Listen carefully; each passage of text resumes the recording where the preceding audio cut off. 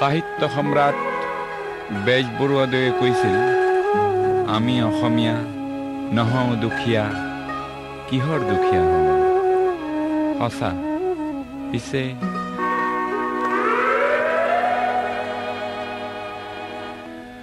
আমি অসমীয়া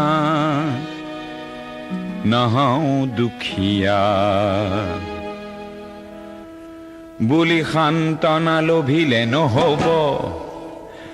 আজিৰ অসমীয়াই নিজক নিচিনিলে অসম ৰসাতলে যাব।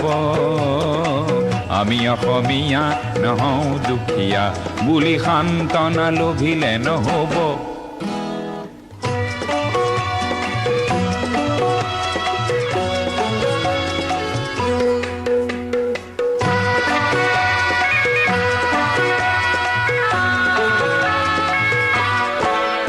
নানা জাতি উপজাতি ৰহনীয়া কৃষ্টি আঁকোৱালি লৈ হৈছিল সৃষ্টি এই মোৰ অসম দেশ। বিভেদ পৰিহৰি নিজ হাতে শ্ৰম কৰি দেশক নগঢ়িলে এই দেশ হ'ব নিশেষ আৰু মনবোৰ ভাগি ছিগি যাব।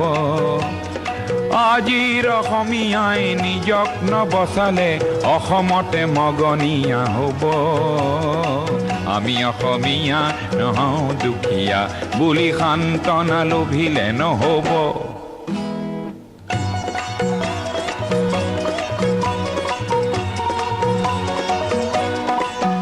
প্ৰতি অসমীয়াই কি কৰা উচিত উপদেশ দিবলৈ নাই লাচিত।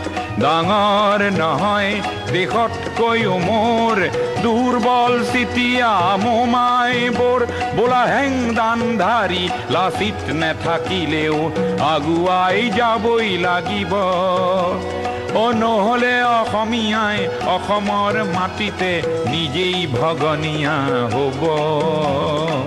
আমি অসমীয়া নহওঁ দুখীয়া বুলি সান্তনা লভিলে নহব।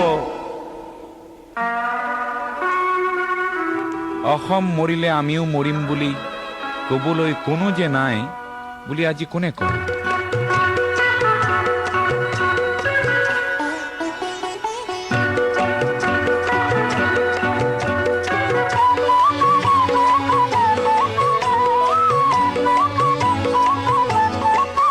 কোনোবা কাপুৰুষক পুৰুষ কৰিবলে জ্যোতি প্ৰসাদ যে আছে অসম মৰিলে আমিও মৰিম বুলি ক'বলৈ শ্বহীদো আছে। আজি অম্বিকাগিৰিৰ চিঞৰক হেজাৰে হাতে কামে নৱৰূপ দিব। আজিৰ অসমীয়াই সংগ্ৰাম নকৰিলে অসমতে ভগনীয়া হ'ব। আমি অসমীয়া নহওঁ দুখীয়া বুলি সান্তনা লভিলে নহব।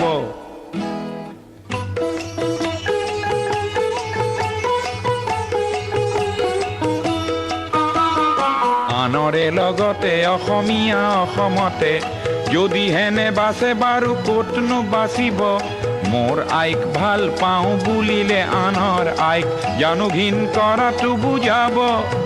প্ৰতি অসমীয়া আমি ভাল ভাৰতীয় আৰু দূৰণিৰ পৰা আহি লুইতৰ পাৰৰে মাটিক মাতৃ বোলা প্ৰতি ভাৰতীয় হ'ল নতুন ৰূপৰ অসমীয়া। আমি সেইভাৱে থাকিলেই হ'ব। নহ'লে আমাৰ ৰাজহাৰ নাই বুলি বিশ্বই বৰকে হাঁহিব। আমি অসমীয়া নহওঁ দুখীয়া বুলি সান্তনা লভিলে নহব।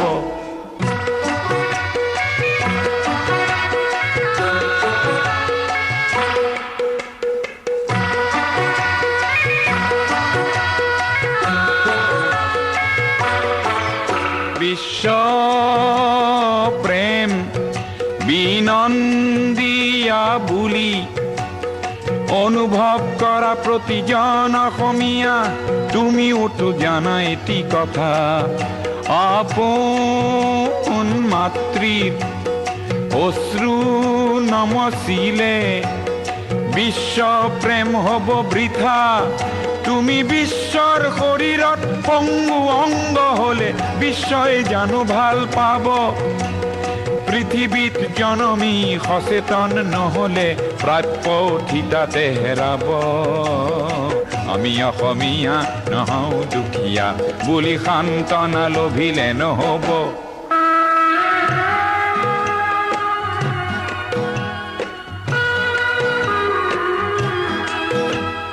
থলুৱা আৰু নতুন অসমীয়াক এইবেলি সেৱা যাচি লৈ সোঁৱৰাব খুজিছো। অসমৰ ৰাইজে নিজকে পাহৰিলে ভোগালীটো দুৰ্ভোগ পাব। আৰু বাপতি সাহোন সেই ৰঙালী বিহুটিও কঙালীত পৰিণত হ'ব। আজিৰ অসমীয়াই নিজক নবচালে অসম ৰসাতলে যাব। আমি অসমীয়া নহওঁ দুখীয়া বুলি সান্তনা লভিলে নহব।